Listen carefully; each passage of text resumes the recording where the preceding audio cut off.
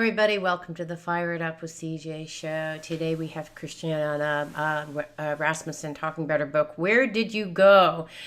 And she's talking about, oddly, one of my favorite topics, death. How long ago was it at this point? Is it 7 years? Or how long? It's 12. 12 years. Wow. And I discovered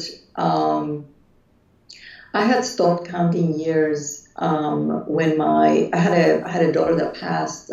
She was born and died on the same day. She was premature. She had a condition, and I saw her in my temple for the first time a few weeks ago. Oh, wow. And I've been journeying for 2 years and had never seen her. And all of a sudden she was there, and 3 years old, which was much older than how I knew her. And I asked her, why now? What I didn't realize was that my book release, the date, December 18th, which is not decided by me.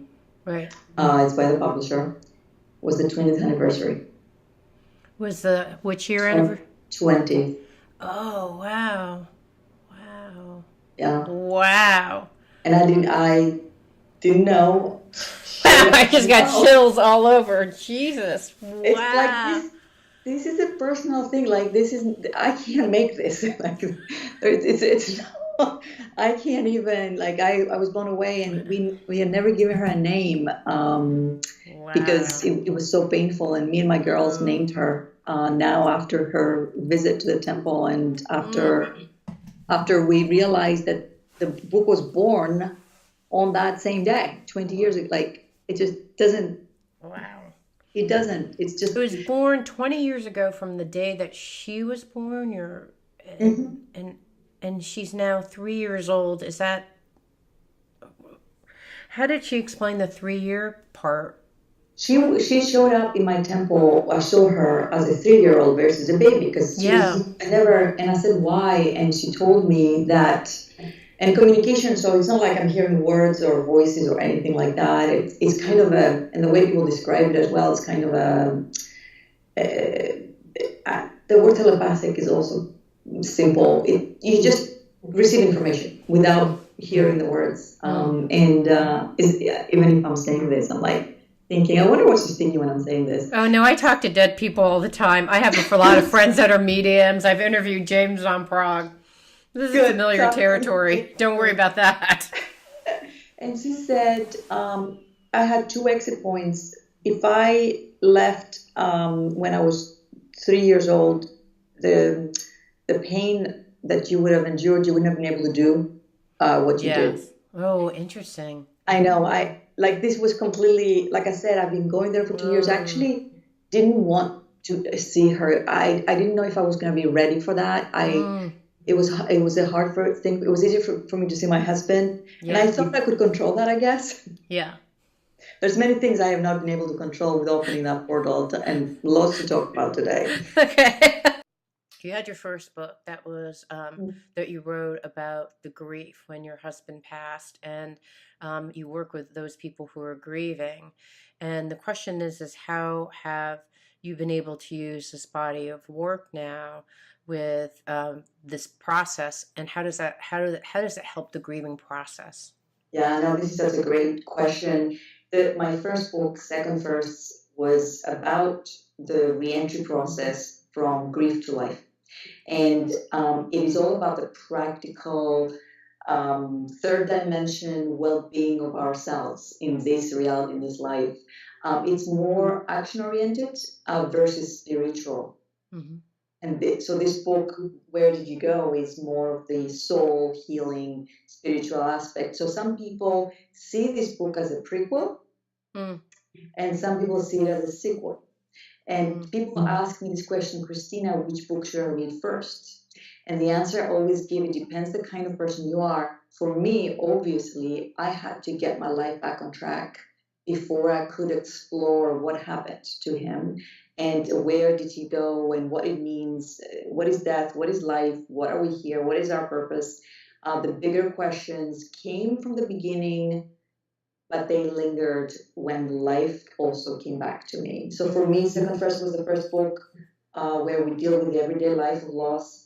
And Where to Go is the second book, where we have the courage to peek beyond the so-called veil, and not be afraid of it anymore, and to look to see what is out there for us and not like. But some people absolutely go there first immediately. And I can understand why. So it depends on, so who's ever listening or watching right now, it depends on what your heart and soul needs first. And how did it help with your own grieving process? I don't know, since I don't know when you developed this process, because I don't know the date of the book, but how did it help um, change your grieving process, or how does it help other people with their grieving process? The first book was written after about 5 years into the journey of my own grief, and it was groundbreaking for me. I used to be a grief therapist. I studied grief. Wow. My thesis, my master's in counseling and guidance in the UK, was on the stages of bereavement from Elizabeth Kubler-Ross, who created the stages of bereavement. And I remember I used to volunteer at a hospice in Texas, and before my own experiential grief had taken place. And when it happened to me, CJ, I have to tell you, I wanted to yell and scream at the profession, at the world, that nothing could have ever prepared me for what I experienced. I wanted to die. And I lost myself so much. I went into what I coined the waiting room. I was stuck in between the life I left behind, the life that I could potentially have, but I couldn't reach. And I discovered in that way there are millions of other people being stuck because they listen to the world that says, give your heart time to heal. What happens is it's not the heart that is helping us heal in this third dimension. It is the brain. And when the brain waits and repeats grief over and over and over again, it actually finds it very hard to re-enter life. So my life reentry inspired the life reentry model and the life reentry process that I've created, and we have freed many people. This book now, I needed it for myself to understand what the heck happened. Like really, like what is this? Yeah. What is this life that we are living? What is this experience? And when I started delving into the science and I started figuring things out, my life started to change faster. Faster than the life entry work, which, by the way, slow is also good. And how did your life change after doing this body of work? Oh my gosh, CJ. It's unbelievable. So the book has really a plot twist as you go further in, because it's not, it really is the beginning. We start by looking for our loved ones. And once we connect and we experience that connection, we go deeper and deeper into that space, and it becomes about your life, and it becomes about yourself, about who you are, who you've been, who you will be. You see your future, you see your past. You understand and you have proof that the invisible world, the world beyond this that dimension, is actually even more real than we realize, and it is connected to this one. When you figure out that you are projecting your life in front of you through your own filter of beliefs and thoughts, and what is here is made by you, because I do believe in free will. You think about everything you do and say, and create very differently. And also becomes very magical. So right now in my life, I have to say, without any exaggeration, I've literally have made all my dreams come true, and it's crazy because I'm still in this reality, and there's a lot going on, and I can't keep up. Well, do you find yourself commingling these two realities? Are they like integrated, or are they separate? And how would you describe what it means? Because you had said something about how it changes, how reality is different now. Your everyday reality is different as a result of going to this you described it before as a holographic universe. How is your life different? I think that just there's a lot. Many of my wishes have come true. I think because you discover when you journey that there's something called the observer effect. There's something called the multiverse. There's something called the quantum field. And when we die here, we actually continue.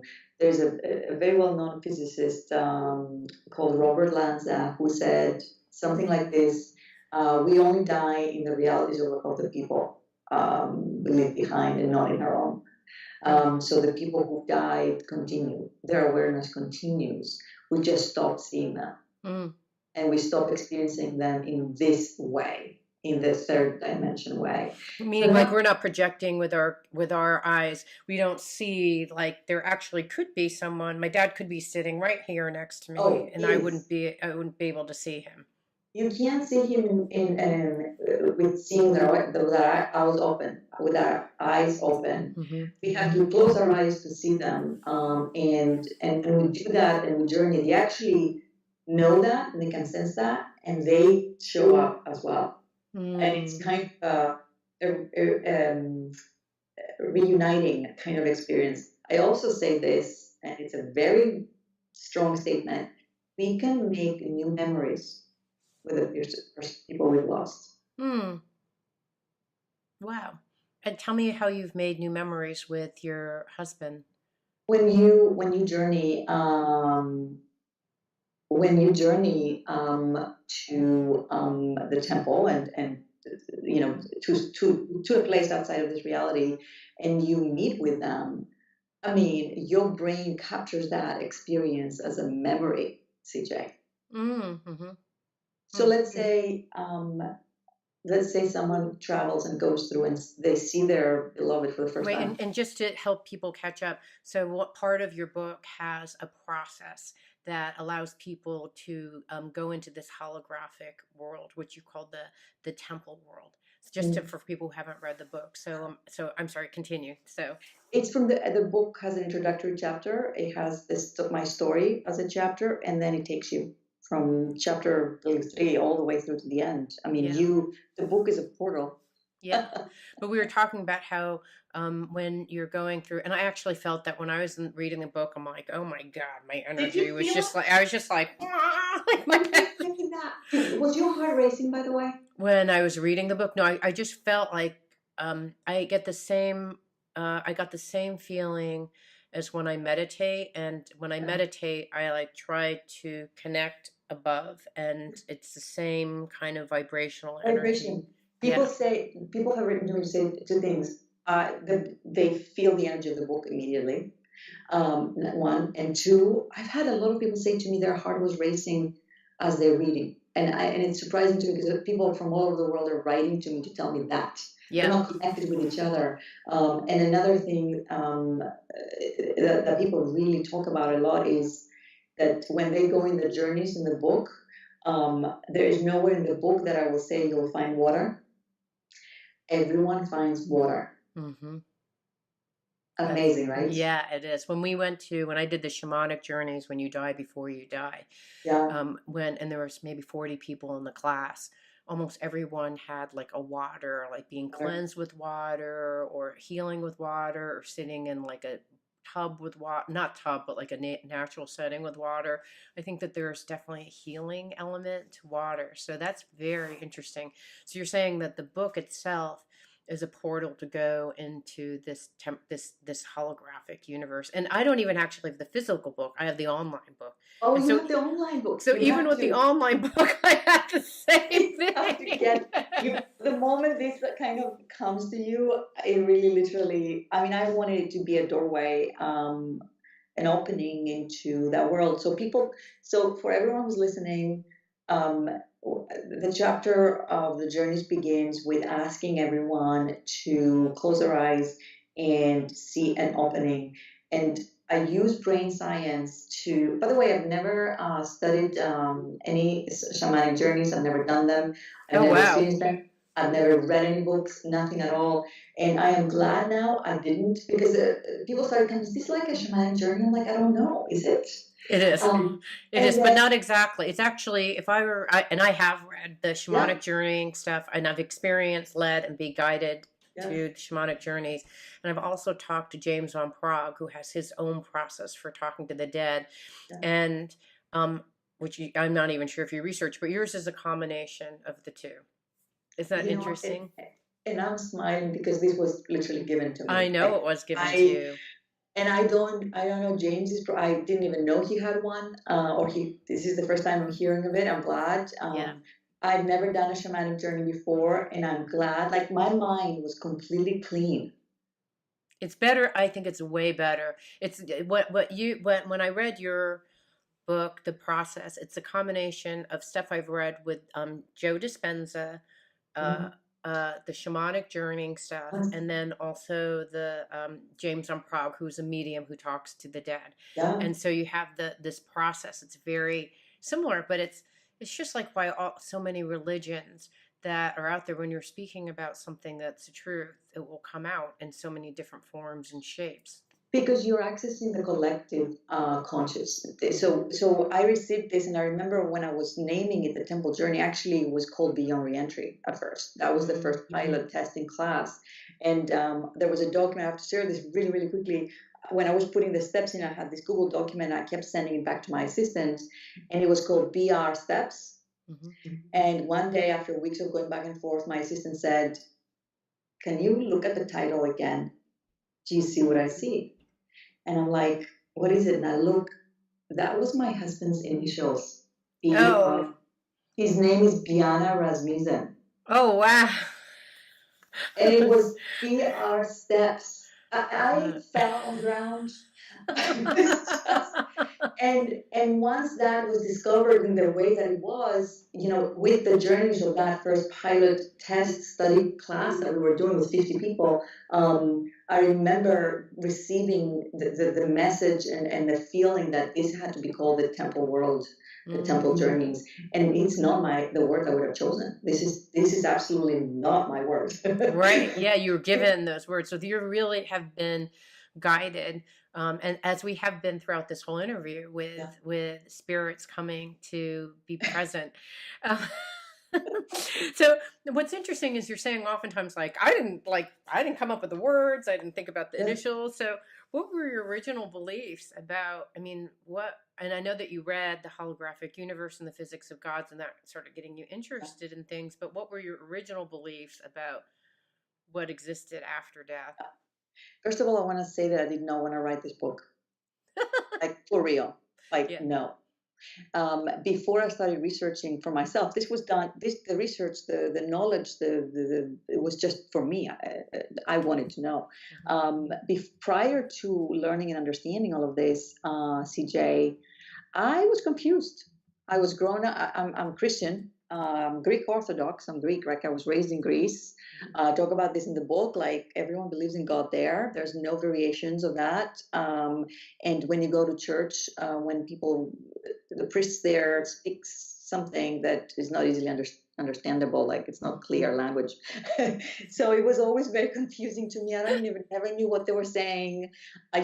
It was almost like a hypnotic, like not cult, but like, this is what you believe.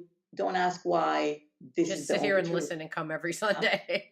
So when my husband died and I saw him die and pass and experience what I experienced, and I share that in the book, I was mad and angry about everything because I had confusion on one side and tragedy on the other. Where was God in all of this? I did not know. What was God? And then what if someone asks me now, do you believe in God? What do you believe in? And as the book travels all the way to the end, actually the last chapter is my favorite, best written chapter of all. I believe in the God that I discovered behind the math, behind the atoms and the particles and all the dimensions and the multiverse and the infinity and the infinite versions of ourselves and the parallel universes, and the beauty that this whole image, observation, consciousness world has been created. It is even more beautiful than, I'm sorry, people out there, than the Bible says, or, and I'm even, making sure that I'm not offending anyone. I receive daily messages from people, daily, multiple times that they were mad at me for writing this book every day, every single day, and that it's not exactly what the Bible says. And I want to say that my book doesn't take away the Bible and its message and its power and vibration. It doesn't take away Christianity. It doesn't take away God. It actually proves it. It proves that it is there. It proves that there is this higher level of intelligence, and death is accessing that higher level. We go into a different type of existence.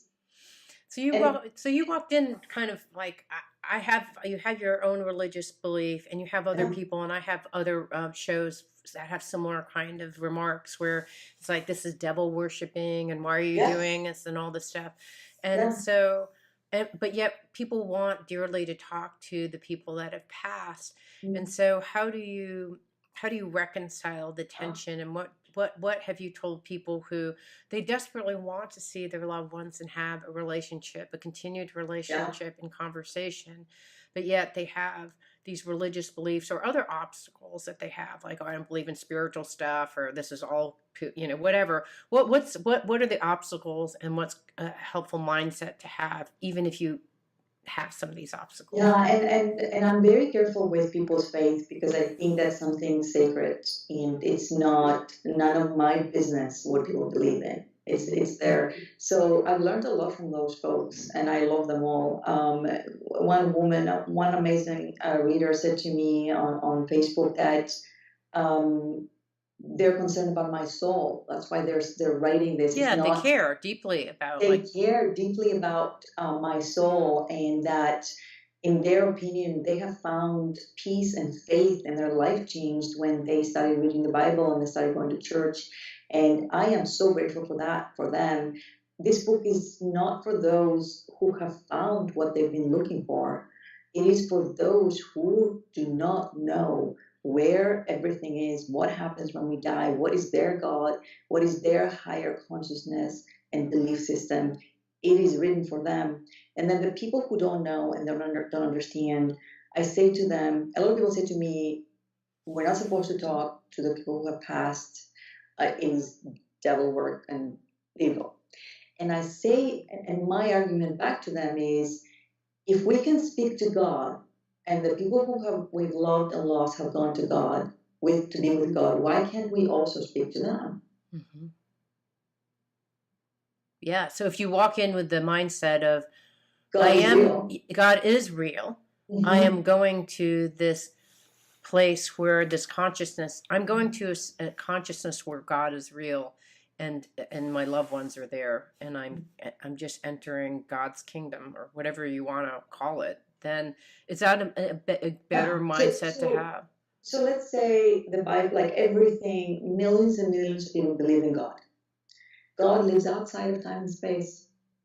God is not in a third dimension. It is outside, it is invisible, and we believe in something we cannot see. Mm-hmm. Believing that the people we can no longer see are still in existence the way God is not that far-fetched. Mm-hmm. If we believe in that. Right. Philosophically, if you believe that there is a God, which is not something we can physically touch, see, but there's a deep faith, then why not believe that, in fact, there is a God, and that it exists in this holographic universe? Yes.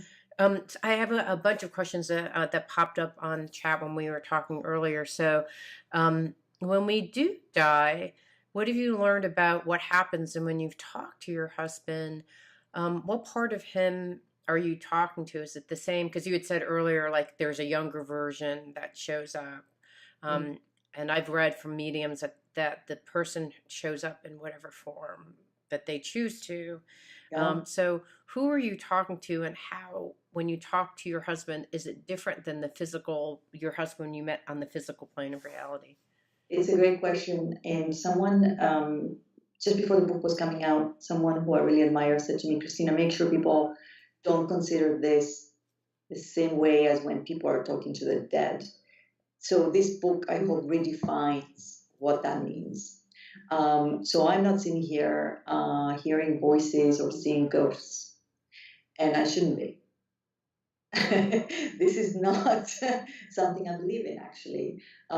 If some people have these gifts, these abilities, they're able to access the invisible world, they access the world outside of this dimension, and they have trained their brain to be able to create images from what they are vibrationally being receiving. Mm-hmm. So I believe, so when I see my husband or when I see other guides, the one common thing that I see and thousands of others have seen is this interaction that is everything's okay, Mm-hmm. and that I'm here when you need me. Mm. Personality is kind of gone in a way. It's almost like they're stripped from. I mean, if I need to see their personality or I need to understand in words what they're communicating, they will show. They will show me. But ultimately, they are this more godly presence. Mm. And people ask me, am I gonna see bad spirits? Are spirits gonna attack me and they're gonna be stuck with me when I come back? And I say, this is the media propaganda. Right. There is, if that exists, I have not experienced it. Well, in shamanic journeying, they talk about a lower, middle, and upper world. Yeah. And when you go to the lower or upper, and lower is not hell. It's just like a world. And when most people go into that world, it has like more animals and natures. I've noticed where when people go to the upper Yes. world, and but it's interchangeably. But when you go, what shamans say as is, you know that you're in that. And I would just say, like, maybe in your world it's called the temple world, but you'll know when you're in the upper and lower realms because it'll be filled with love and peace. And And that's if where the temple yeah, journey. and if you're in this kind of thing where you meet someone and they're like, I have something to tell you, lose weight, like you're not in the temple world. And that's not, and the temple journeys, that's exactly, and I'm glad you shared this with me because I did not know. I know that where this book is supposed to take you is in this higher realm, and everyone comes back bathed in joy and bliss and calm and peace, right? So there are, some people can't get in, like they can't. They've And tried and they can't get in. They can't get in. Some people try, and then they can, and some people can get in immediately. And the ones who can't get in never give up. They're amazing. Like people, I have to tell you, I am glad that I didn't know about shamanism and the way that it's done. I'm glad I didn't use the words because in order to penetrate the masses, we need to find a way to communicate these truths in a very everyday way that people don't feel like they're doing something really crazy. Yeah. This is science. This is the way our reality is made. You have the ability to shut down your senses. And I talk about sensory deprivation tanks, the floats, the floaters that you go into this pod and you float. Oh my God, go in there, go in that water. And I'm making sure, like, make sure it's okay with your doctor. I don't know what you say here, but like this is, go in a float sensory deprivation tank and go to the journey in there. It's immediate. It is slower. The quiet, you actually can hear the world beyond this one. You can hear the silence of it. It's the most extraordinary thing in the world. And you have experience in there that they become memories because they stay with you, because your brain doesn't know the difference. And a lot of great experts talk about this, doesn't know the difference between what it can see in the invisible world versus the one here. Right. Doesn't know which one is real and which one it isn't. Yeah, so you're moving to this holographic universe is like a higher level of consciousness. And when you go into this higher world, you one of the things that you mentioned is you get your super watcher, which is you in higher consciousness, which I thought Wow. So That's cool. What's that like for you? How has your super, so you went in before and you said it was kind of a, sometimes it's an orb or a color, or over time it's changed, maybe animals or plants, but how's your super watcher changed as you've evolved in this process? so I want to first say to people that the step two is helping you basically gives you the ability to see your soul outside of your body. Because when we have these self-created boundaries of this existence, it's very hard to travel out of it. So in this step, so every step has been made with using brain science and quantum mechanics to allow for that transition into these journeys. So the second step, we actually ask for our inner soul, higher self, you call it whatever you want, consciousness, your consciousness, to leave your body and experience the journey without it. Mm-hmm.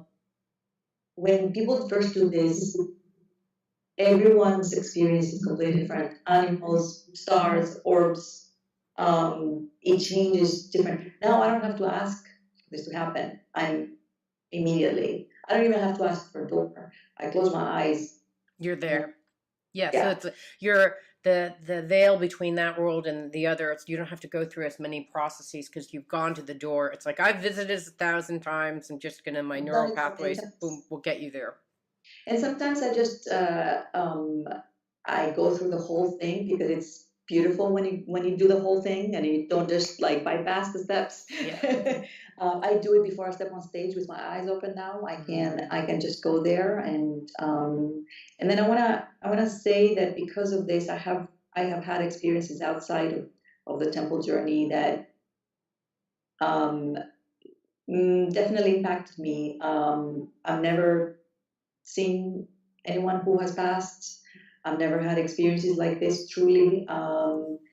And I have a lot of visitations in my dreams from people from the other side, and they wake me up. I wake up from it every time. Wow. Wow. Yeah, they're like right in front of my face. even in this interview, they've shown up, which is this is the first time I've ever had any of these things happen before. You've never had this happen like this before, right? No, it's well. I told you how that one time Spirit showed up and they were playing music. One time I talked to a woman who was interviewing. She was like all about indigo children, and throughout the interview, she would talk, and then the sound would go down, and then she would talk, and then she like had to talk to her whatever who she thought it was that was doing this. She had a conversation, and then we were able to continue. But it's real. I mean, I had one time I had a guest who is an energy healer, and I could feel him connecting with my energy beforehand. Like I was like vibrating and like, oh my God. And then I turned on the light and it blew out an entire light in my studio. And these are like heavy duty and very expensive lights. So I was like, and okay. This is energy. It's energy. The thing is, so I want to, and then people are like, where do we go in these journeys? We're not going anywhere. We are here. We're just helping the brain believe that we're going somewhere. Yeah. We are not this image. This is a holographic image that we're seeing. Basically, we are projecting this image from a deeper reality dimension. And it's coming, it looks like this. So when someone dies, it's their image of this dimension that is gone. Their consciousness and their soul and everything they are is just not being projected in the way we're used to. So it's almost like they're here with us in this world. It's just that I can't physically see him, like this glass, like my dad or whomever is here with me. I just don't physically see him. But like this world is not even. This is a projection. This is less real than where they are. Yeah. We are the illusion. I love that. All right. I have to talk to you more. First of all, my favorite topic ever. This is so fantastic. So folks would like to actually, the book is Where Did You Go? Can you hold it up again? And then what is the website? And if they want to do classes and such, where they could actually. So if they wanted to just find the book, go on Amazon, Where to Go, go on the website wheredidyogobook.com. If you wanted to find out more about me, ChristinaRasmussen.com, secondfirst.com, and lifereentry.com. I know I'm in many places. You're in many places. And there are classes, there are many different things going on. My only thing that I want people to take, just to go and grab that book. That is the class. That is all they need. And we have a Facebook group just for readers, and it's growing really fast. Called and it's private. Called Where Did You Go? And as soon as I see you invite yourself, I'll accept you in, and it's free, and it's for everyone. So thank you so much. yes. So I was hoping that we could talk about your other book, the first book. Second first. Yeah, and we're perfectly timed because my kid, I'm going to be empty nesting probably like yourself soon. Yeah. And so it seems like another reentry point, and I'd love to use your book as a way of talking about your reentry as you think about, your loved ones now leaving to college.